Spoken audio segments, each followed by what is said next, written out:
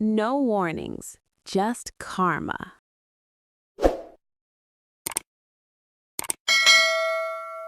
The mimosas were flowing at the Riverside Country Club Sunday brunch, and my sister Catherine was holding court like visiting royalty. She twirled the embossed membership card between her perfectly manicured fingers, the gold lettering catching the chandelier light. "Full membership," she announced for the third time, making sure our entire extended family heard. "Not associate, not junior, full voting membership. Do you know how exclusive this is? There's a 10-year waiting list." Mom clasped her hands together, glowing. "We're so proud, sweetheart. The Hawthorns are finally members of Riverside. Finally." As if our family's worth had been pending approval from a country club board. "And the spring gala is in 3 weeks," Catherine continued, her voice coated in polished smugness I'd known my whole life. "It's the social event of the season. The mayor attends. State senators, CEOs, everyone who matters. But of course," she paused dramatically, "only members and their personally invited guests can attend." Dad beamed. "Jonathan, you've done well. This opens doors." What he meant was, "This validates us." "We'll need new outfits," Mom added, already mentally shopping. "Black tie, first impressions are everything." My younger brother David nodded. "Last year they raised $2 million for charity. The guest list reads like a Forbes ranking." "Exactly," Catherine said. "The people you meet at events like this can change your entire trajectory." I sipped my orange juice quietly. "Claire, you're awfully quiet," Catherine said, smiling in a way that looked kind but felt sharp. "I know you're probably disappointed you can't attend, but don't worry. Maybe next year Jonathan can get you on the associate list. It's a start." "That's thoughtful," I said evenly. "I mean, I know your work is important to you," she continued, in the tone people use for hobbies. "That nonprofit of yours, what's it called again? Educational something." "Global Education Initiative." "Right, very noble. Helping underprivileged children. But the gala is really for people in business and politics.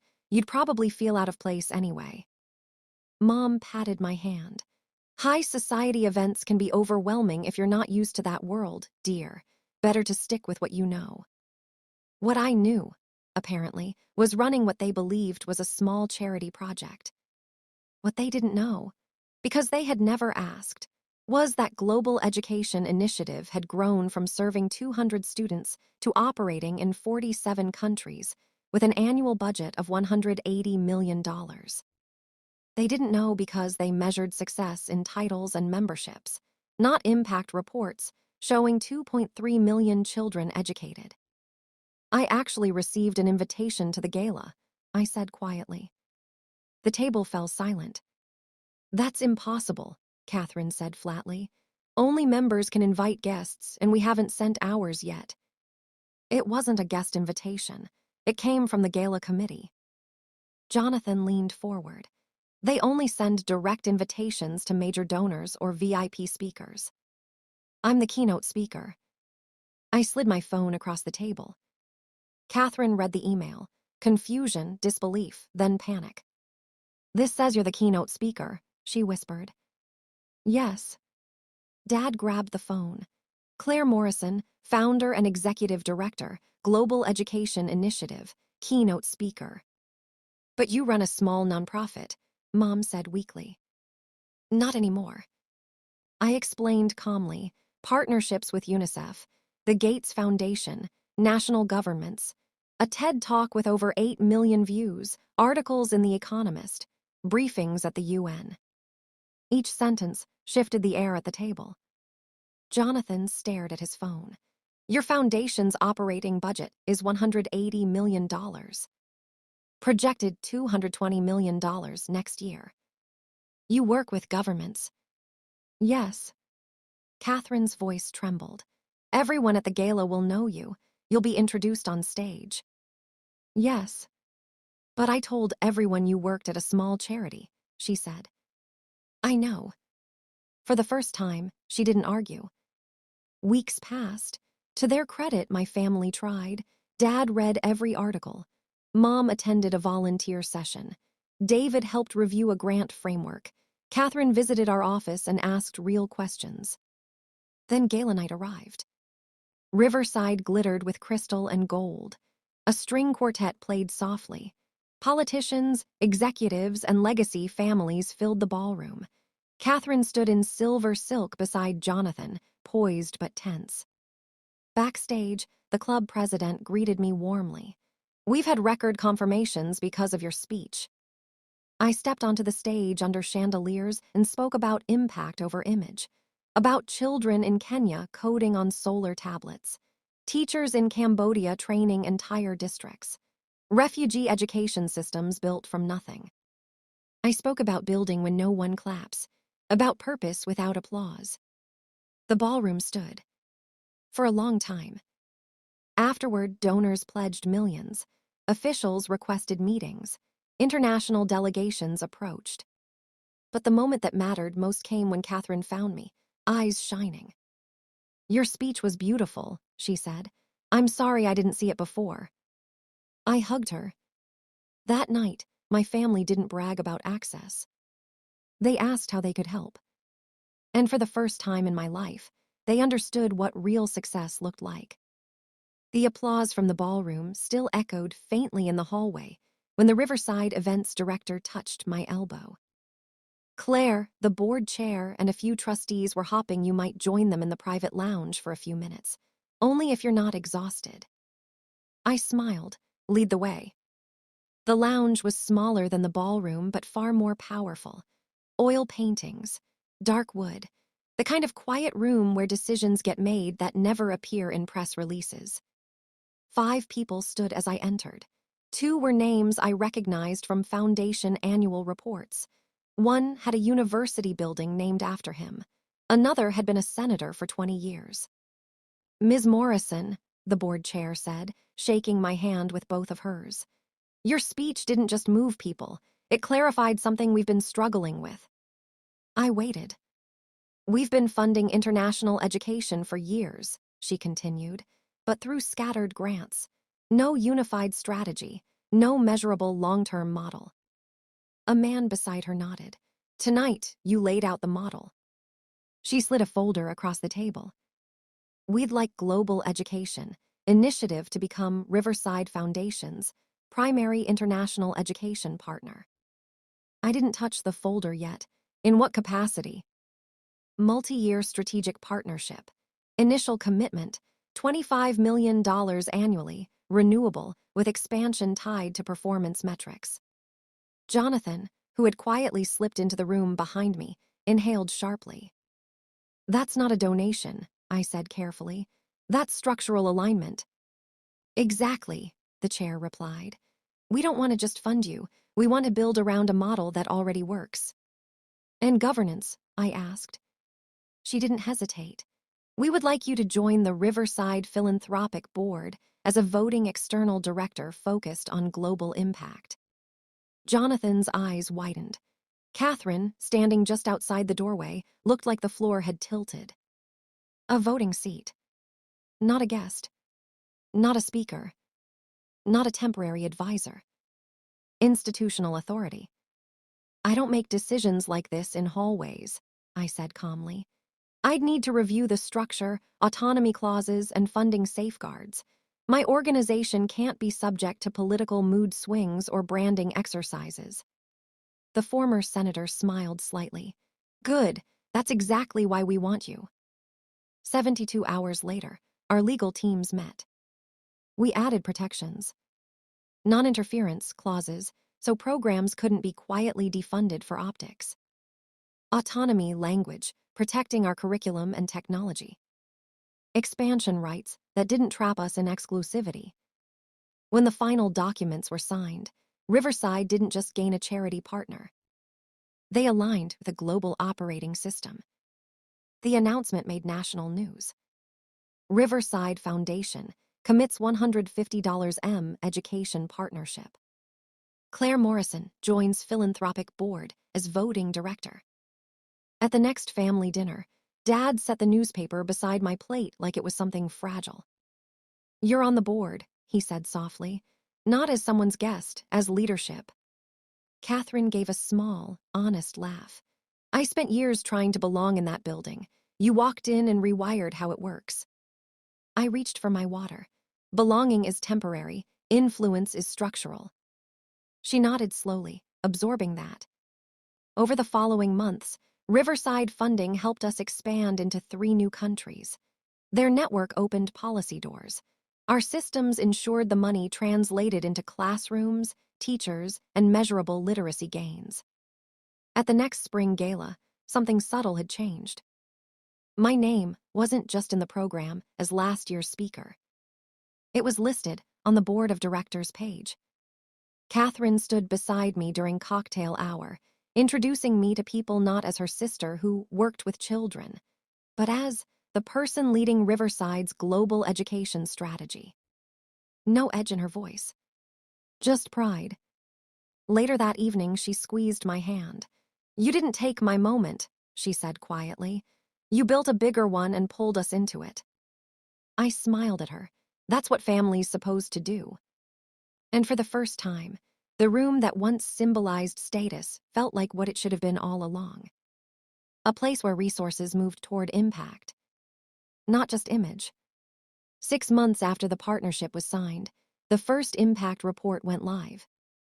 Not a glossy brochure, not a feel-good highlight reel.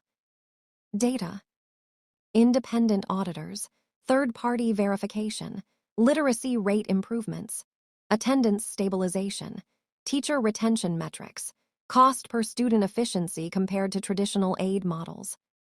Riverside's boardroom was silent as the numbers appeared on the screen. 42% improvement in grade-level reading benchmarks within 12 months, the analyst said. Program retention exceeds projections. Technology loss rates below 3%. This is unusually efficient. One of the older trustees leaned back slowly. "We've funded education for 30 years. I've never seen scalability with accountability like this." I didn't smile, I just nodded. Because most philanthropy funds activity, we fund systems. After the meeting, the board chair stopped me near the elevator. "We're restructuring next year's international allocation," she said. "Instead of spreading funds across 12 small initiatives, we want to consolidate under the model that's proving results." "How much consolidation?" I asked. "An additional 40 million, redirected into the partnership." I held her gaze. "That comes with responsibility. Scale can break weak foundations." "That's why we chose yours," she replied. By the end of the year, Global Education Initiative wasn't just Riverside's flagship partner. We were their framework. Other foundations started calling.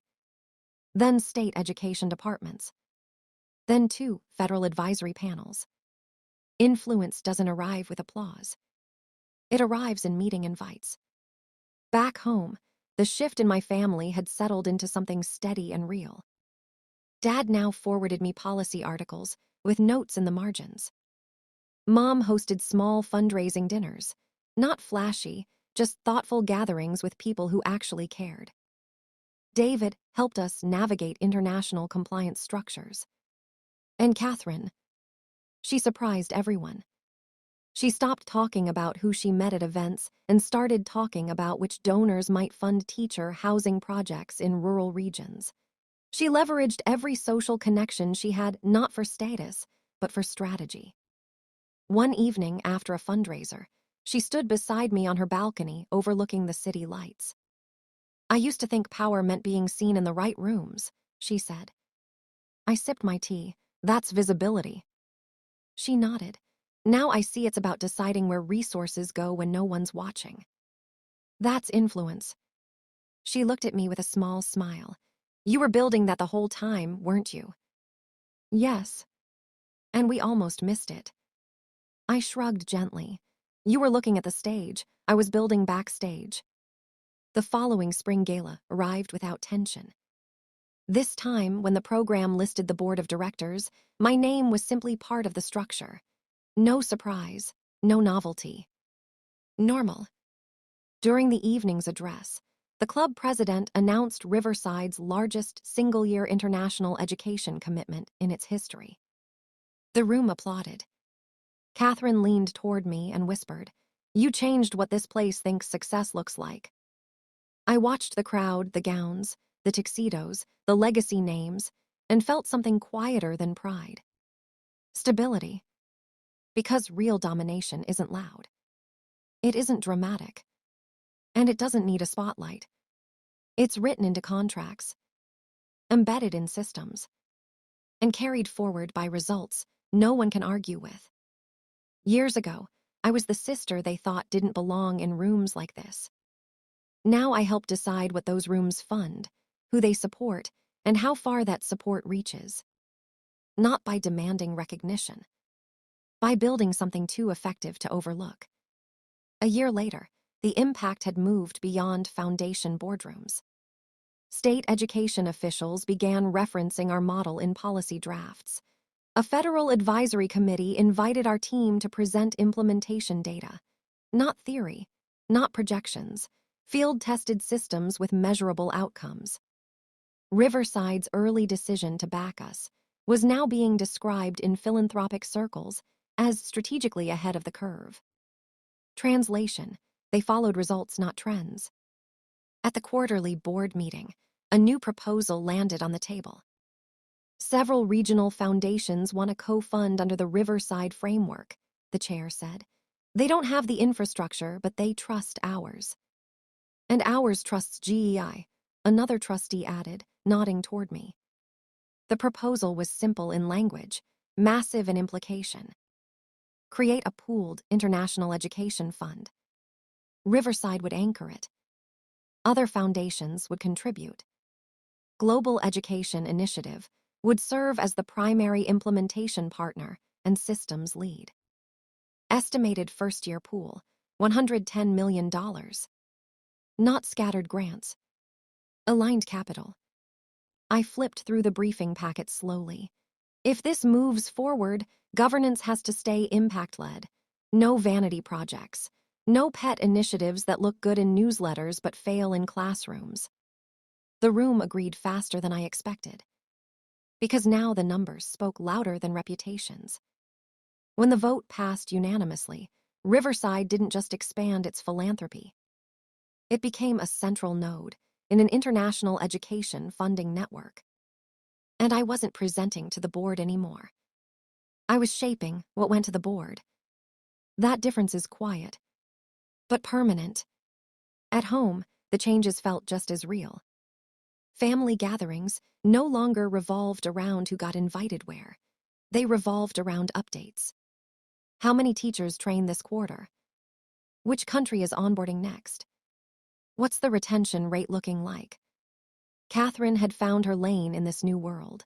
She organized donor roundtables that actually educated participants before asking for checks. She stopped performing status and started translating impact to people who controlled capital.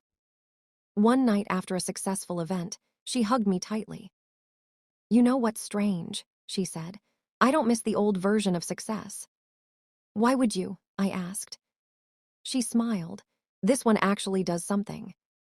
By the second spring gala after my speech, the energy had shifted across the entire institution. The Dacre was still elegant, the guest list still powerful.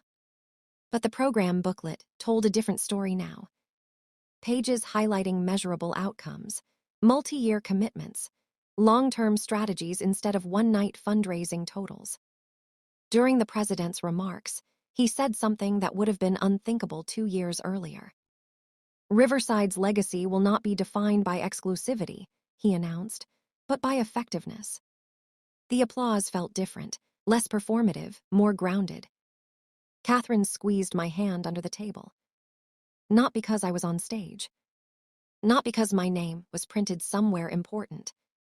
But because the culture of an old institution had shifted, and our family had shifted with it. Years ago, they measured success by who could enter the room. Now we measured it by what left the room, funding, systems, opportunities, moving outward into places that had never had access before. That's the thing about real power.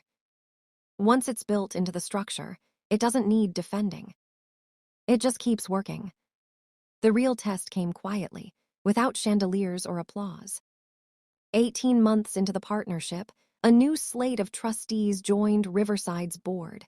Different backgrounds, different priorities. One of them, a venture capitalist known for aggressive cost-cutting, questioned the size of the international education allocation. Domestic visibility yields stronger donor engagement, he said during the budget session. We could reallocate 20% toward local legacy projects, nomming opportunities, buildings people can see. Old Riverside thinking, dressed in modern language. All eyes turned to me. Not because I was the newest member anymore. Because I was the one responsible for the outcomes tied to that funding. I didn't argue emotionally. I opened the impact dashboard. Here are the literacy gains across partner regions, I said. Here are the longitudinal projections tied to workforce participation. Here are the co-funding matches triggered by our international benchmarks. Every dollar moved away from this structure collapses $3 in aligned capital. I changed the slide. And here are the contractual clauses you all approved. Multi-year commitment, performance contingent expansion, early withdrawal penalties. The legal counsel nodded subtly. We had written the agreements carefully. Philanthropy often runs on feelings. This ran on enforceable structure. The venture capitalist leaned back. So reducing the allocation would cost us more than it saves. Yes, I said, and it would publicly signal that Riverside retreats from measurable success in favor of optics. Silence. The board chair folded her hands, all in favor of maintaining the international allocation as structured. Every hand went up, including his. That was the moment I understood something fully. Influence is fragile when it's based on admiration. It's durable when it's built into systems, contracts, and results. Later that night, Catherine called me. Dad told me what happened in the meeting, she said. You didn't just defend the program, you made it untouchable. Nothing's untouchable, I replied, but strong foundations make change expensive. She laughed softly. You really did become the most powerful person in the room, didn't you? I thought about that. Not the loudest. Not the richest. Not the most socially connected. But the one whose work had become structurally necessary. Power that doesn't need attention. Power that sits in the fine print. In performance metrics. In partnerships too effective to dismantle. A few weeks later, Riverside announced the creation of a permanent global impact division. Standing mandate, protected funding channel, independent evaluation arm. I was appointed founding director. Not as a favor. Not as recognition. Because the system we built was now part of the institution's identity. At the next spring gala, there was no dramatic reveal, no emotional confrontation, no surprise applause. Just a quiet line in the annual report. Global Impact Division, established. Catherine raised her glass beside me during dinner. To the sister who didn't chase a seat, she said, smiling. But built a structure they couldn't function without. I clinked my glass gently against hers. Because in the end, real domination isn't about standing at the center of the room. It's about designing the room so well that even the people who once overlooked you now operate inside a system you built. By the third year, the work had outgrown even what I'd originally imagined. The Global Impact Division wasn't just managing grants anymore. It had become a knowledge hub. Data from dozens of countries flowed into a shared analytics platform. Governments began requesting access to our reporting frameworks to guide their own education budgets. Riverside had once been a prestigious local institution. Now international ministers referenced its model in policy meetings. At a strategy retreat, one trustee said quietly, "We used to measure success by the exclusivity of our membership. Now we measure it by how many systems depend on our decisions." That sentence stayed with me. Because dependence, when earned through effectiveness, is a form of stability. Around that time, a major shift happened. A coalition of mid-sized foundations approached Riverside with a proposal. They wanted to adopt our governance and evaluation structure for their own international giving. Instead of each reinventing oversight, they wanted to plug into a shared framework. Shared reporting standards. Shared accountability metrics. Shared due diligence pipelines. In other words, the system we built wasn't just funding programs anymore. It was becoming infrastructure for how philanthropy operated. The board approved the creation of an open framework initiative, not branded around me, not owned by GEI, but modeled directly on the structure we had proven. That was the quiet tipping point. We had moved from being a successful partner to being the blueprint. At home, the evolution showed up in small ways. Dad stopped introducing me by title and started saying, "She builds education systems." Mom no longer asked when I was settling down, and instead asked which country had surprised me most lately. David joked that I had turned nonprofit governance into a form of international architecture. And Catherine, the sister who once measured worth in guest lists, now ran an annual donor education forum that trained high-net-worth individuals to evaluate impact before writing checks. One evening after her event, we sat on her terrace again, city lights stretching below. "Do you ever think about that brunch?" she asked. "Sometimes," I admitted.